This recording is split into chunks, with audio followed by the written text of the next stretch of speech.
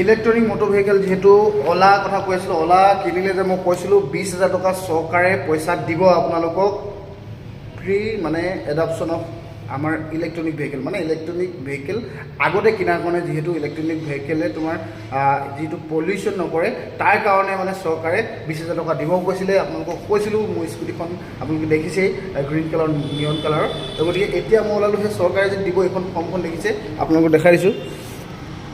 এই ফৰ্মখন গুৱাহাটী অফিচত জমা দিব লাগিব, এটা অফিচ আছে তাত জমা দিব লাগিব।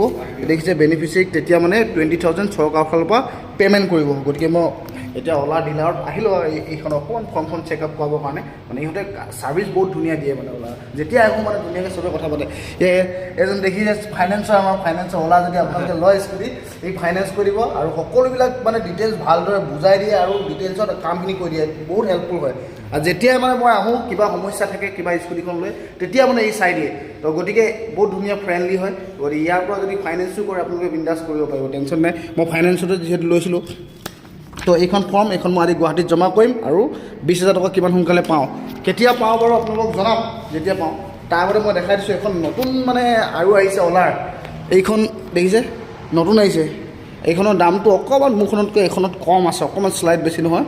খালি ইয়াত আপোনাৰ মোৰতো 120লৈকে আছিলে ইকনমি মটৰ স্পীড, এইখনত বোলে 190লৈকে দিছে ন, 190লৈকে দিছে। 1,30,000 পৰিব এখন।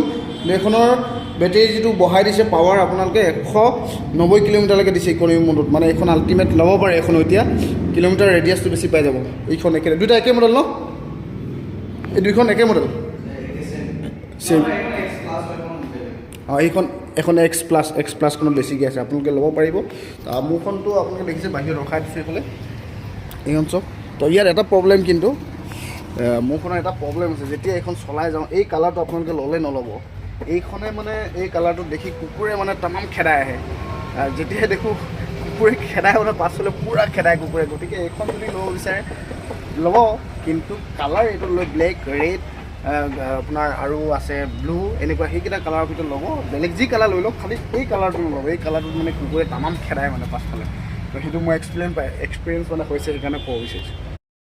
এটা কুকুৰে মানে ইমান খেদালে, পাছফালে খেদাই আহিলে মোক। তাৰপাছতে মই স্কুটিখন ৰখাই দিলোঁ এটা সময়ত দোকানৰ ওচৰত, আৰু তেতিয়ালৈকে খেদালে যেতিয়ালৈকে মই ৰৈ নাযাওঁ।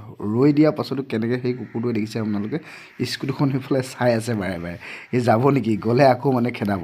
তো সেইকাৰণে কৈছোঁ, এই যিটো গ্ৰীণ মানে নিয়ন কালাৰৰ গ্ৰীণ, এই কালাৰটো দেখিলে আচলতে কুকুৰে খেদায়।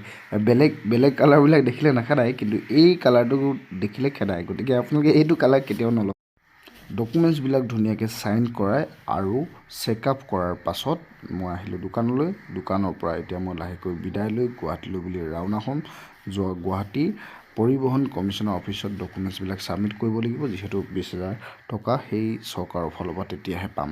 তাৰ কাৰণে মই ওলালোঁ দোকানৰ পৰা, বাই বাই কৰি দিলোঁ সকলোকে, আৰু মোক থৈ আহিব উন্মনে বাছ ষ্টেণ্ডলৈকে, য'ৰ পৰা মই বাছত উঠিম আৰু গুৱাহাটীলৈ যাম, মানে ডিব্ৰুগড়ৰ পৰা গুৱাহাটীলৈ যাম। আৰু গতিকে দোকানৰ পৰা সকলোকে বাই বাই লৈ ওলাই দিলোঁ গুৱাহাটী অভিমুখে।